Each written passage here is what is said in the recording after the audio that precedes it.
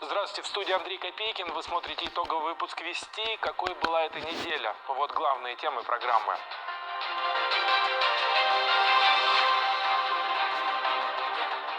Происшествие с налетом абсурда. Верблюд насмерть затоптал человека. Трагедия случилась вот на этом самом месте буквально в считанные секунды.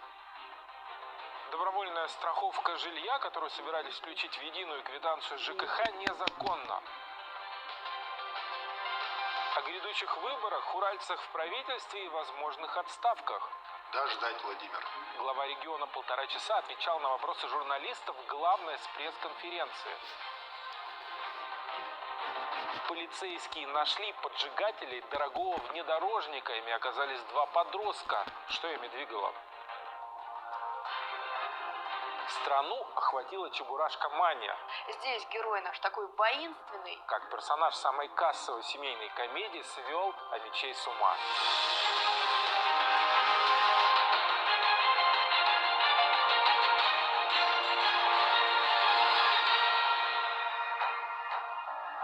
Так называемая добровольная страховка жилья, которую собирались включить в единую квитанцию ЖКХ, незаконна и не должна там быть. Такое решение вынесла на этой неделе прокуратура.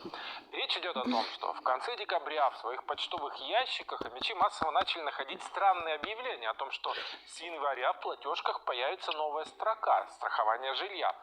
Эта услуга якобы добровольная, не обязательная для оплаты, но будет включена в жировку практически для всех жителей городских многоэтажек. Новость сразу стала самой обсуждаемой городской темой. Законно ли это? Во сколько обойдется страховка? Нужно ли платить?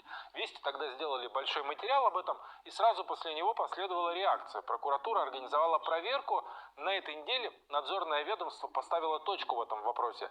Такой строки в квитанции быть не должно. Со всеми подробностями главный специалист в сфере ЖКХ нашей редакции Алексей Григорьев. Переживания амичей о появлении новой строки в общей платежной квитанции разделили в прокуратуре.